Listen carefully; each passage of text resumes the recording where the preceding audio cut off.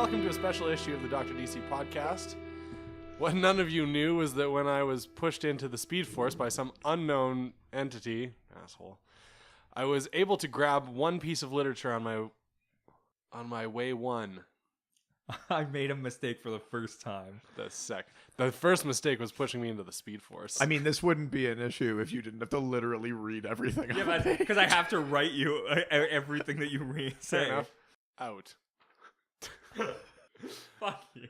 So, in this surprise conclusion to our very first Doctober, we're talking The Long Halloween by Jeph Loeb and Tim Saleh. Sale? There's no way that you read the word "sale."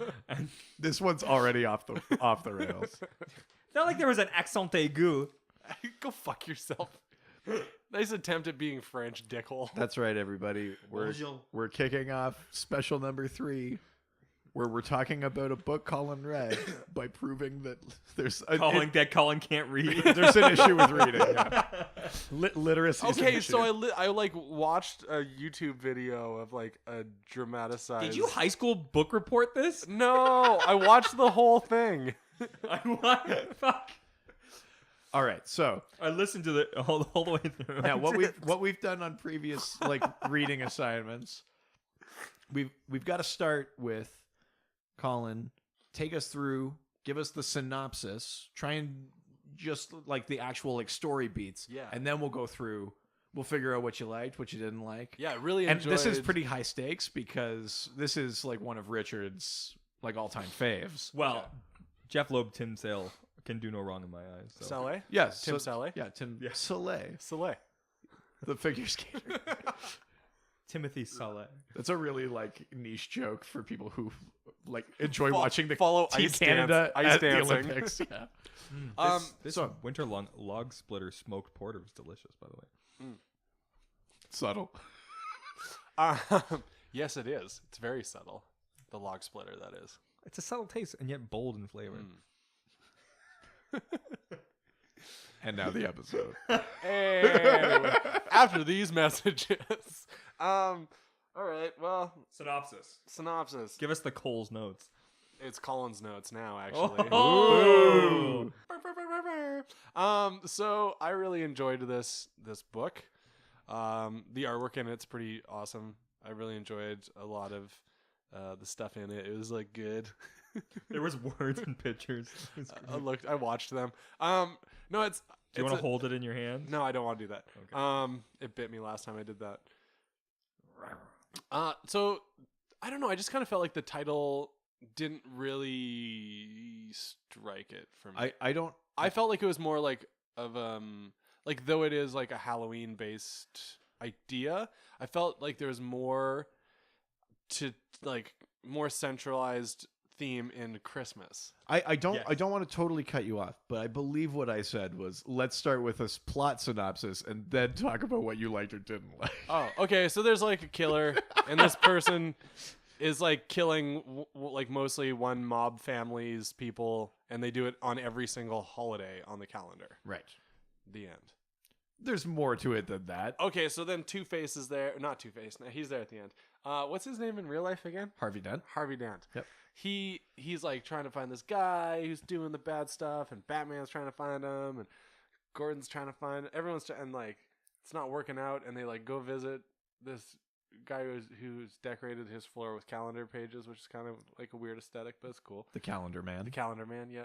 And then he's like, well, if you don't find him by February, there's all these terrible there's a million holidays in February, and they're like, oh, we'll get him by then, and then they don't. Right. Spoiler alert.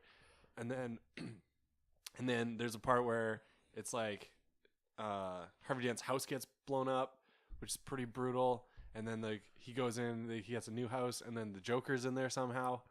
And then everyone thinks it's the Joker that's doing it, but he's like, I'm going to find out who's doing it because there can only be one maniac in town, kind of thing. Right. Yeah, I don't know. It's just there's a lot of stuff. Okay, so I'm going to fill in some of the gaps. In very, very broad strokes, you're right. So this book, yeah, I nailed it. This book, The Long Halloween, takes place over the course of a year. Basically, starts just before Halloween and then ends the following Halloween. And like you said, there is a serial killer who is basically like knocking off members of the Falcone crime family. And it's happening on every holiday.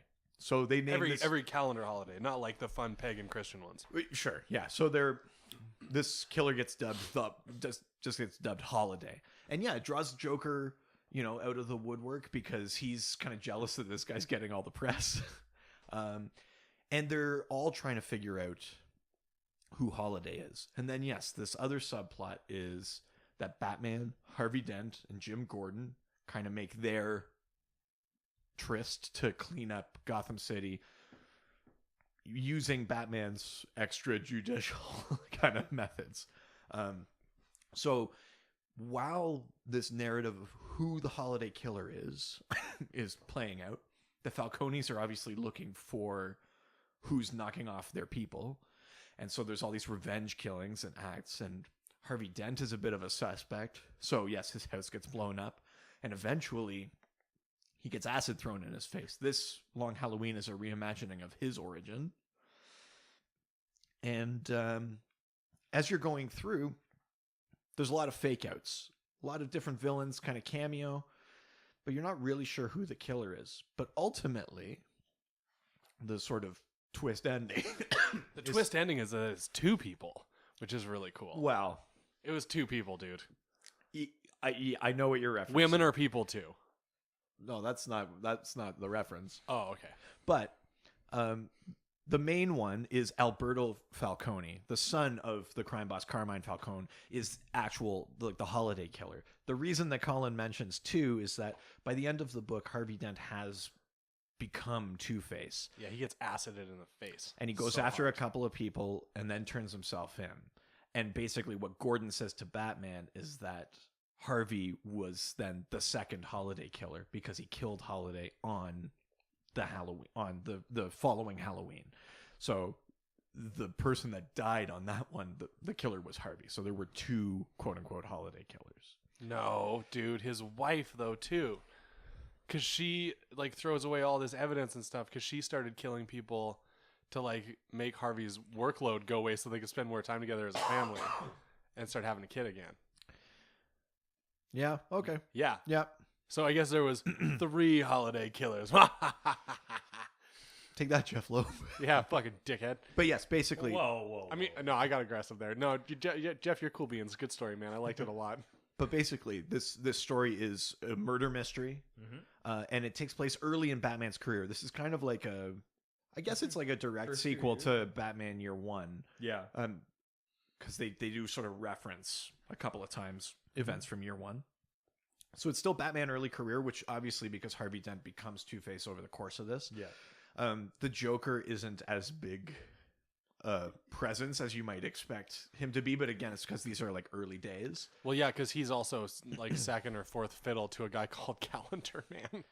So Lame. And Calendar Man, who you did bring up in your synopsis, there's a few scenes where they talk to him for advice. Yeah, kind of in that Hannibal Lecter sort of sense. Yeah. Calendar Man was a serial killer who would commit crimes and kill people based on holidays, but he's been in prison. He's in Arkham Asylum. So they're going to him to try and get insight into who this Holiday Killer will be. And yes, you mentioned there is a scene where he says, if you don't catch him by February, and he starts listing all the holidays and basically saying these are at least the numbers of people you can count on dying. I love how the weird Italian stereotype giveaway was that this dude didn't kill anybody on Mother's Day.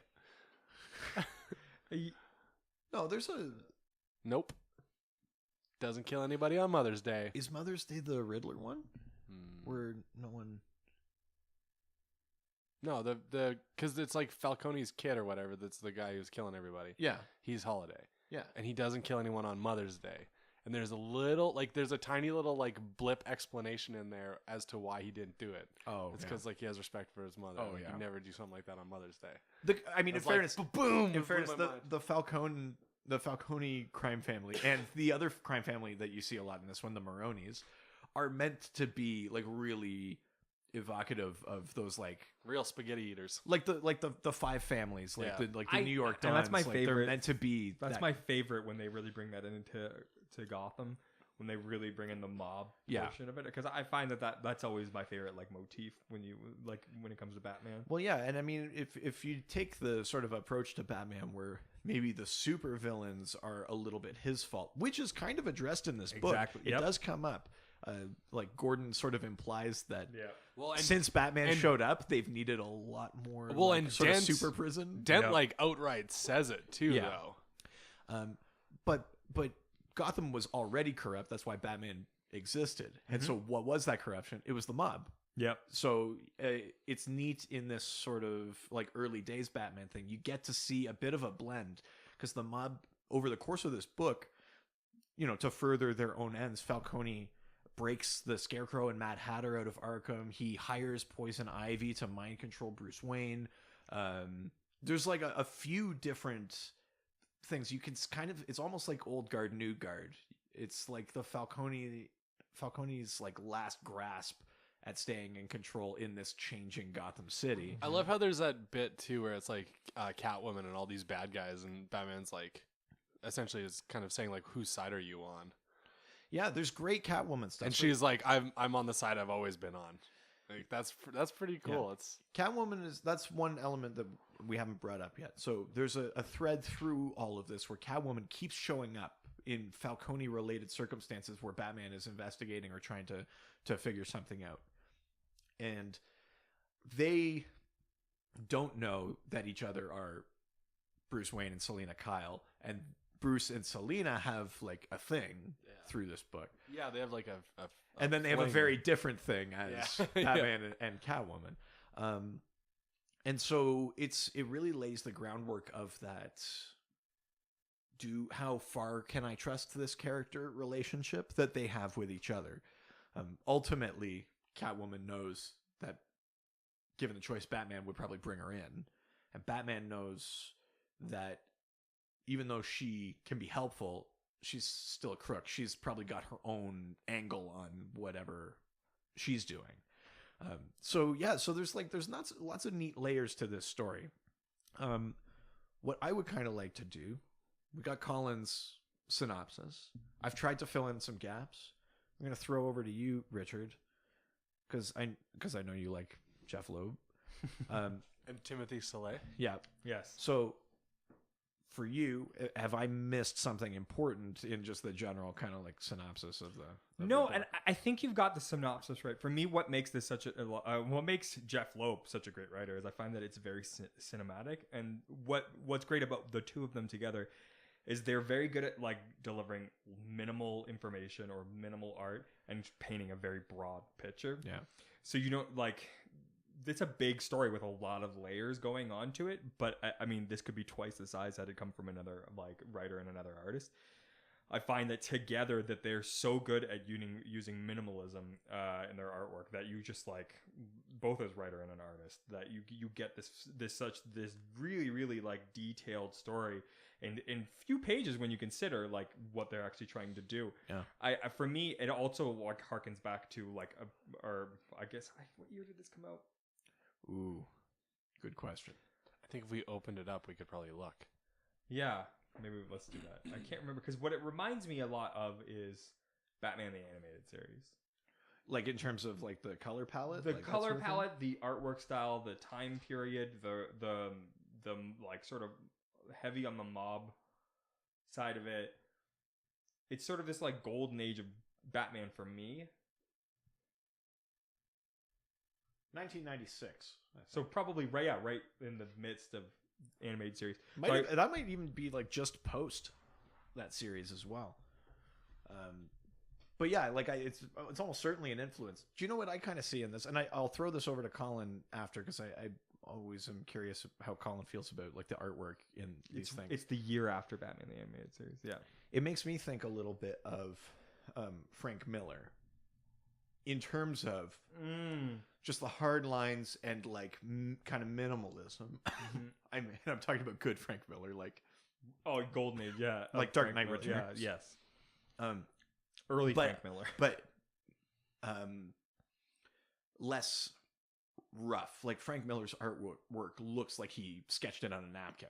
Yeah, like he was doing it quickly, and that's kind of the charm of his artwork. Yeah, but it's just kind of Tim but does this that too. this like, is a little more polished, finessed, but yeah. it's more polished. But I feel like there's like a similar motif in there. my favorite work from Tim Sale is black and white.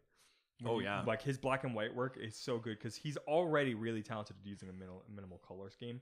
And then when you give him even less, like the less you get him, the better it is. Like when you start getting those, like my favorite images from him is when it's barely, you can even tell that it's barely Batman because there's like so much of like, it's all just black and the cape fills up the entire space.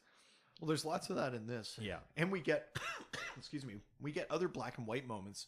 Every holiday murder, you don't see the holiday killer because that's part of the mystery. But when you actually see the crime being committed, those are all black and white. You're kind of cutting away from the main action. And I think you're right. It is kind of cinematic. You could see that, like, if you were doing it as a film, then it would just be, you would go kind of grainy and black and white, and you almost see it happen. the whole thing has a very noir vibe to it as or like well. the opening of Casino Royale, where he like fights the guy in the bathroom, like that kind of black and white. Exactly. It definitely kind of feels like that for me. So, Colin, we've talked a little bit about story, but I know you kind of dug the artwork. So, what did you like in this book? Well, and you guys keep touching on it. Like in my personal life, I'm a minimalist, and so I find that in some of the stuff that you guys have handed to me to take home, and kind of like look through, and kind of get excited about in a similar way that you guys are. The stuff that Tim Sale, I guess he is the artist. Yes. It's a Saleh. A salad. Yeah. He definitely struck with me based on that minimalism. Yeah. Just how, and you know what, the storyline of it too. Like you're putting on the fact that this book easily could have been twice the size, and I've always been such a keen admirer of people who can tell you a story without actually telling you a story, but just kind of insinuating plot theme or insinuating small conversational context, and your mind as an intelligent being, whether or not you're smart or not, it creates those links for you, and it creates those links for the storyteller as well. So they're doing less legwork, and they're also creating a story. You're creating a story, for yourself that will be so personal that no matter who reads it, their experience and their story in their minds is going to be different from the one that you feel you've been told. Yeah. So the artwork, That was super deep. the artwork I really enjoyed because It's deeper than I'm used to on this show. I know. I'm sorry. I mean, dick joke. No, I feel like these two guys, I don't know a whole lot about comic book teams or duos, but these guys definitely have a very interesting intersecting relationship with minimalism and with telling a story in their own mediums. Well, and I think you can see that they have a pretty good, like, trusting relationship between each other, because a lot of this book is not dialogue heavy. No. There are some segments where you got to get some story out, and you got to get some details, like how did Alberto fake his own death, or why did he do it, or things like that. There are moments where you need the words, but a huge proportion of this book is left to Tim Sale to tell. You have to have a lot of trust to be able to do that, especially as a writer. Yeah, and I mean, like, I think it's one thing to write it and be like, and the artist can take it from here, but like, I think you can see that they are on the same page. Yeah, that they kind of understand what each of them is going for. Jeph Loeb leaves room for Tim Sale to do some visual storytelling, and Tim Sale then in return supports the actual, like, written word that also has to appear. He sets up a lot of things visually. There's some great, like, little nods to things that are kind of obvious but are fun. There's one great panel of Carmine Falcone that is the perfect Godfather panel, where he's in, like, the white shirt with the black suit, and he's, like, got his head into a rose. He's, like, smelling a rose on his lapel. And it's just like, I mean, we know that they're trying to, Falcone family is meant to be referencing the mob, and so it makes sense if you're drawing influence from something like The Godfather. But that one panel is like, to me, it's like very, very evocative. It almost looks like the poster for The Godfather to me. Like it's got the same kind of like look to it. And there's lots of little things like that, like sprinkled throughout the book. Now, Colin, I know you haven't seen too many comic book movies, but I'm wondering if when you were reading through this book, anything seemed familiar to you. And I know you've seen this comic book movie. Oh, it definitely had some some striking visual and storytelling similarities to Killing Joke. Okay, I know. Yeah, you just watched the animated Yeah. Killing Joke, which, yes, but I'm thinking of something bigger than that. Oh yeah, Lego Batman for sure. Even 100%. bigger. I don't know what you're going for. You saw The Dark Knight What? with Heath Ledger. Oh yeah, I did see that. A big proportion of that movie's story is inspired by events in The Long Halloween. Oh, interesting. So let's try and go through. Okay, before we jump into that, I Yeah. just want to talk about something because Oh, yeah, I'm sure. thinking about it right now. Just in kind of learning in the last handful of conversational moments about how this is kind of the beginning of Batman's career. Yeah. It's so wildly important, I think, that in retrospect, it's so wildly important to have that discussion about how Falcone's, as a young man, is saved by Bruce Wayne's dad. Yeah. And then, he gets Batman, or like Bruce Wayne gets upset about it, but then is reassured that no matter who would have showed up on his father's doorstep, they would have been treated the exact same.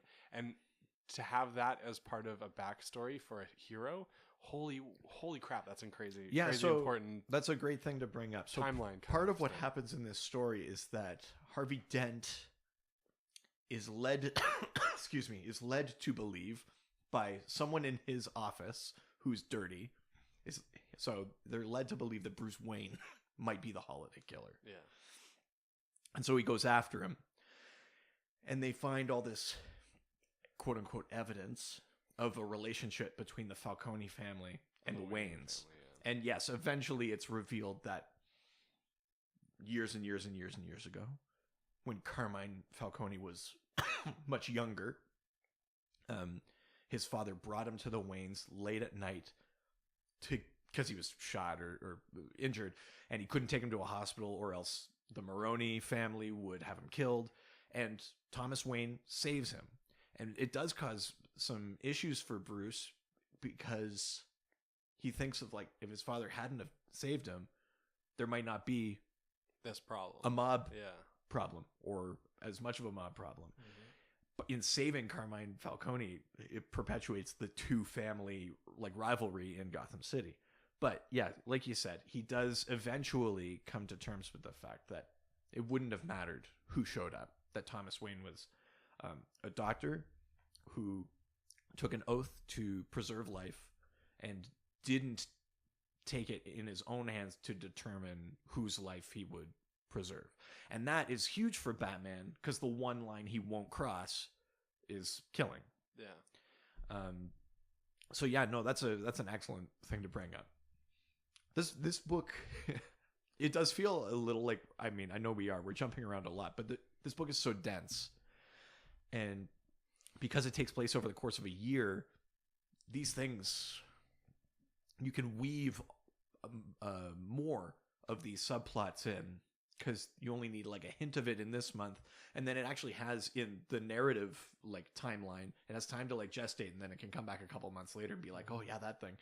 So it does feel like it's a super dense book, and it's because it is. But it's part of what makes it so interesting. Well, yeah, I mean, this whole book is like, it's all about connections, right? Like, Yes. I mean, you start talking about the connection between like Gordon and like Batman and Harvey Dent, and then you start talking about the connection between like Batman and Catwoman. Like, it's literally like the entire book is built off of like layers of connections, which I think is really interesting that writers don't generally ever do. Like, you generally get like, especially when you start talking about comics. I mean, unless you're talking about He Who Must Not Be Named, it's usually very straightforward. Yes. Yeah. So that's what I find that they're really good at, is building these sort of layers, but you don't feel like you're telling multiple stories at once at the same time either. Yeah. No, totally. Now, I do want to go through and just point out some of the things that you might recognize from The Dark Knight that were inspired by The Long Halloween. Some of them are like pretty obvious, like the Gordon Dent Batman tryst. That's pretty standard. You see that happen in the movie. The Harvey has a dark side, where in the book it comes out as Harvey, like, as they're finding these like Falcone members killed, he just says things like, "Oh, like 2 bullets couldn't have happened to a nicer guy." Like he has very little like remorse or regret for the fact that these people are being killed.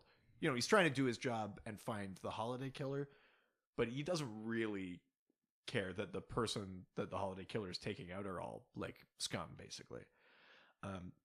In the movie, you see that dark side come out a little bit when Gordon is quote unquote killed. And he takes that like psychotic guy into the ambulance and is like threatening him with the gun. And he says he wouldn't have like shot him, but like it's a pretty like, he's towing the line. Another thing from The Dark Knight.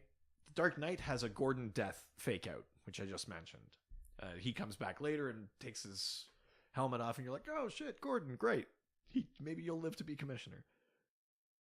Or maybe he's already commissioner at that point. At any rate, in the book, it's Dent who does a death fake out. So they go to blow up Harvey's house. The mob does, and then the issue ends, and you jump a month, so you don't see the full fallout of that. But the next issue starts with Harvey Dent is dead. So they're playing it off that way, but Harvey's actually gone undercover in prison as like an Irish mobster to try and like get information, and then there's a reveal that he's not actually dead after that attack.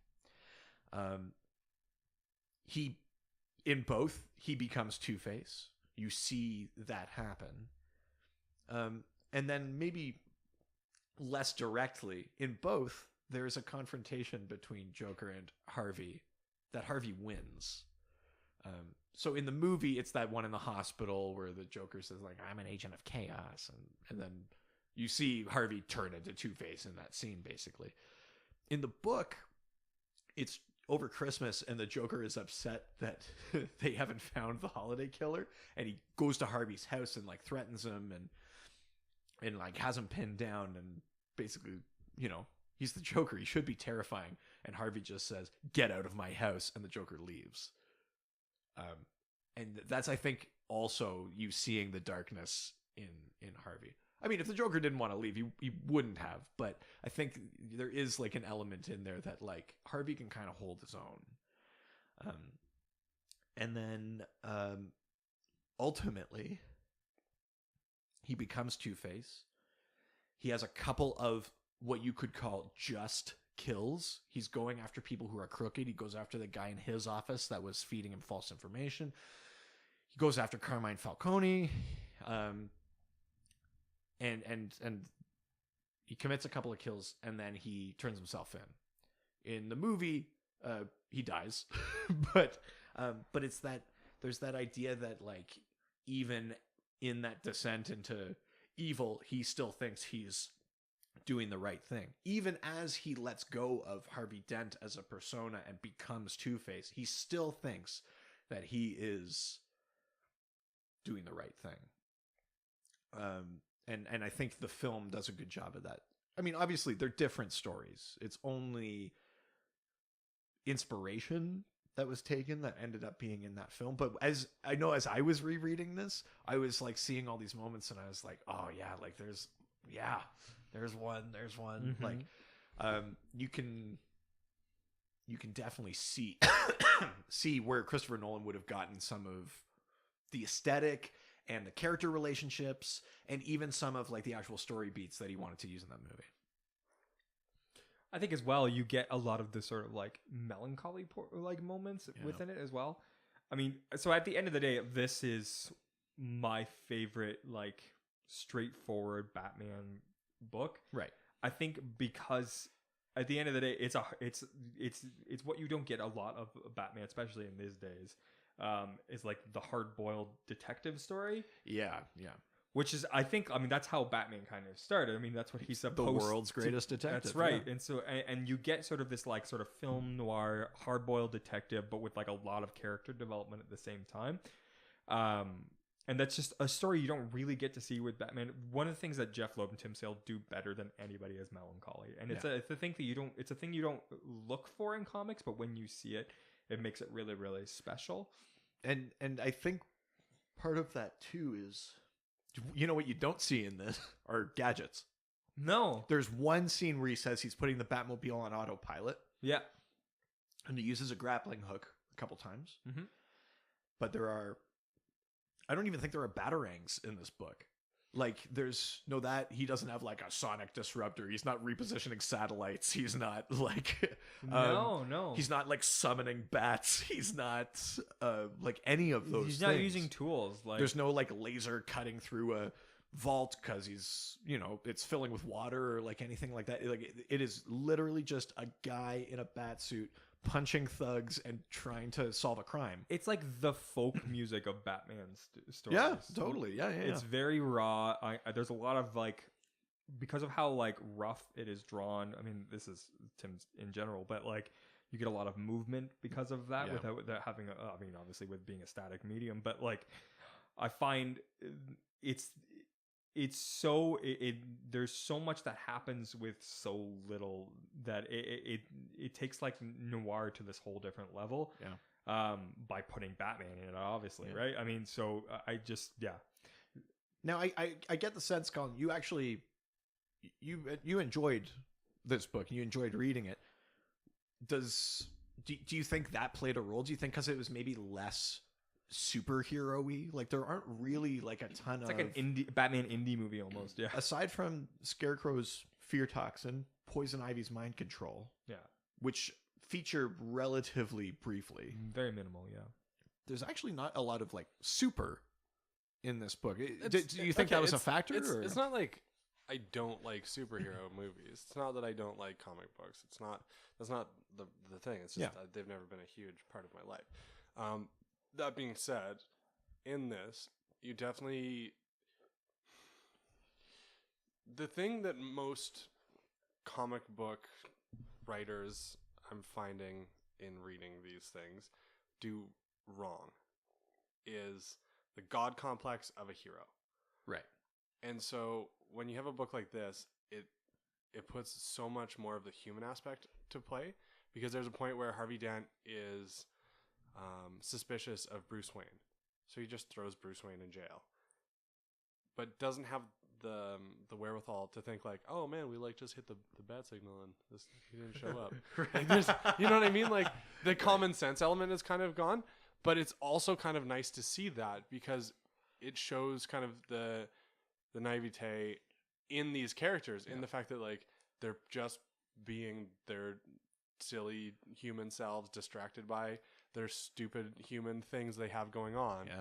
And they're just their characters are just human, right? And so I have a lot more enjoyment in a storyline like this. Like, you gave me Ultra Comics and it was like 2 seconds long to read, but I mean, that was also, this is a trade that was one issue, so this was actually made up of multiple issues. Okay, but what I'm trying to get at is the fact that like, even if you were to develop Ultra Comics into a book like this, I would still be disappointed because of the God complex involved. And rather than having like a real human touch to it, it just feels like, it's because it's a superhero at the end. Right. I mean, to that point, there's a lot of like characters who are heroic or characters who are the good guys being wrong in this book. Well, Harvey Dent is wrong because about of Bruce. the human element involved. No, that's what it's I not mean. like he's a superhero, so that means he's a hero, so that means he's good.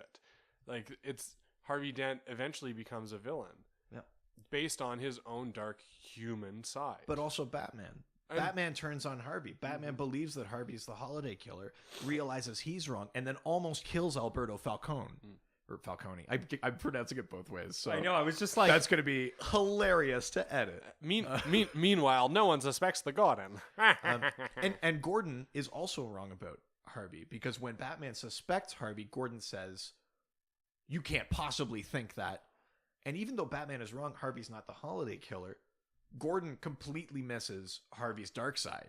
He doesn't see it. And again, the human element at play there, right? Yeah. So all three, those three people who meet on a rooftop early in the book to say they're going to clean up Gotham, all three of them over the course of this book have no idea who the other one is. Make errors that actually result in deaths.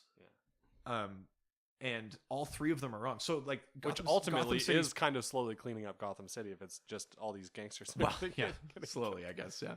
But yeah, basically Gotham City's protectors aren't even 100% sure of how to do that job. So there's like, yeah, I agree with you, Colin. There's a lot of that just kind of, they are just like people. Yeah. Batman is not uber prepared. He doesn't have like anti-poison ivy like toxin in his belt. He gets straight up mind controlled, and he's president of the board of the Bank of Gotham. Yeah. And he like essentially watches himself do the wrong thing. Yeah, he allows Falcone to launder money through the bank while he's being mind controlled. Yeah, there's like, and he has to deal with it. You don't really see that play out too much, but you do see him in like the captions say like, "I don't know if I can fix these things," like, this action, my reputation, like all of these things. Like there's actual damage done in there, and it's because he's not this like preternaturally prepared individual that you cannot beat. He's a guy in a bat suit, which is, there's some more interesting storytelling in there. I mean, this book is a tragedy. Like, yeah. Like, you don't, like, how often do you get that as well? Like, I mean, it's only the rare few times that you really get that in comics in like general. a wife loses her husband by the end of it. There is no win in this story. Like, yes. Yeah, no, it's true. Yeah. Not even, the mob doesn't even win. The supervillains don't even really win. Because I think you could argue that by the end of this book, you get a different Batman at the end of it than you get at the beginning. I think this shapes him. And I did do a little bit of research. This is like in the Year One universe-ish. Yeah. So you're right. A lot of these, excuse me, sorry. A lot of these story elements end up being referenced in like the main continuity though. So even though The Long Halloween was kind of written as its own thing, a lot of pieces of it, or not even like specific events, but just like ideas from it, ended up bleeding over and becoming like just part of the general lore of Batman now. And so it's a like hugely influential book. It's a ton of fun to reread, actually. I forgot how much I liked it. It's one that sneaks up on you, and that's kind of what I always think about with these guys, is that it's never the thing. It's never like, oh, it's this epic story. It's this sort of like really like gritty, earthy, like melancholy story that you're just like, it especially when you read it in a huge chunk, it feels different after you're reading it, right? Like it emotionally, like you feel melancholy, and that I love having that kind of like getting that from a comic, because it's usually just like, oh, it's exciting, and in the rare occurrence, it's sad, but rarely do you get this sort of like, like no, I know what you mean. So, Colin, would you recommend this book to the millions of people listening right now? I'm sorry. I mean, yeah. Would you? My boy Barry O, I know you're listening. That's Barack Obama. We're just really close. Can't sleep on Barry O. Would you recommend this book, Colin? Only to Barry O. Yeah. And if Barack, if you want to get back to me, dude, on Twitter, just let me know what you think about it when you're done reading it. But in actuality, oh, totally. Yeah, I would definitely recommend this. It's not like, as somebody who again doesn't have like comic books at home, I don't have like a collection of DVDs, beloved of comic books. I would even recommend this to just somebody who just enjoys a good read. Like this it obviously would be a novella if it was not a comic book, but it would be, I think it'd be a really great read in just word form, and it would be a really great series of art in a gallery, and I think that the two together make it to be quite a fair representation. So follow-up question then, because I think this is the first time we've given you like a graphic novel format to read. Like an actual trade, not just Like a trade, not just a single issue of something. Because I think this was 14 issues in total. Or isn't it 12? Isn't it a year? It's Isn't possible. each one of the holidays? At any rate, yeah, it's a number of issues put together, so you get the whole story all in once in book format. As someone who we have like documented enjoys reading, just generally, I do that. would you say that a book like this has maybe piqued your interest in terms of the form of the graphic novel? Are you interested in reading more graphic novel? Not even necessarily superhero things, but just that medium would you say that it's piqued an interest that way? So yes and no. So yes, because I really do enjoy the artwork and the story and the way that the two connect. No, because I just really genuinely reading very like linear word progression and thought progression rather than it being chunked up like that. Do you find the combination of like images and like speech bubbles and captions no, I don't want to say difficult to navigate, like you can't do it, but like I know for people just getting into comic books, part of that like difficult learning process is like figuring out like what order to read those different sort of bubbles and things is that a factor at all, or is it just Well, as somebody who is undocumented ADD child growing up in the 80s and 90s, I definitely have a harder time. Not a hard time. I just have I have less structured interest when it is kind of all over the place. Right. I do enjoy the art of it, as I said. Yeah.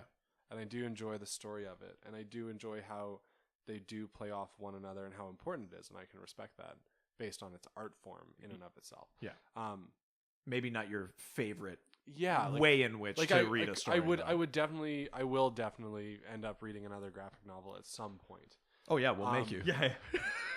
I've got Superman for all seasons right there. So, but that's my all-time favorite. That being said, would I rather read a novel or a graphic novel? Probably a novel. Right. Yeah. Yeah. So we haven't tipped the scales yet. No, God, no, not at all. I'm still the fat kid on the other side of the teeter-totter. It's okay. We got a long time to convince you. What this does make me excited for is the Scorsese movie. Right. I think that's a good and interesting thing to bring up. Yeah, so just reminding those out there that Scorsese involved Joker film that's not meant to be part of the continuity of the DCEU, just sort of a standalone kind of Joker quote-unquote origin movie, Shudder. But knowing Scorsese's style, and we're dealing with Shutter Island, and if we're dealing with early days Joker in a world that's likely not all that super powered yet, I don't think the tone of The Long Halloween would be too far off what you might expect from that. The Joker story I would love to see is not, I know they keep saying origin, but the origin that I would like to see is him starting at Arkham Asylum and like breaking out. That story, like having it like almost like a Shutter Island-y sort of like you see a man in insanity and then like learn to like use it rather than be abused by it, right, and then move on and become a villain through that. It's weird that even in that short pitch I was like, oh, I'd root for that guy. It was like, oh no, don't root for him. No. That's a terrible thing. A man who instead of like being abused by his own like his brain like learns to use it as a tool. I feel like that is a Scorsese film I would love to see. Totally. And I mean, even the Joker is kind of human in the story because he's basically just seeing someone else get headlines. It's driving him nuts. So he's just going to Joker gas Gotham Town Square on New Year's Eve. In Killing Joke, I really...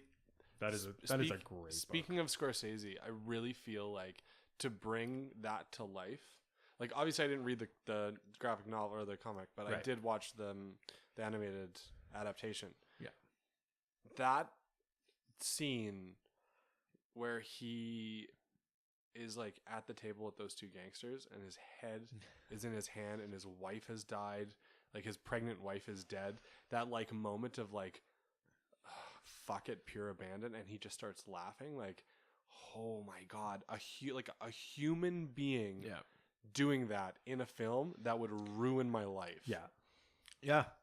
Totally. Like if somebody could just entirely harness that moment in such a way, you would win an Oscar for that moment at a table.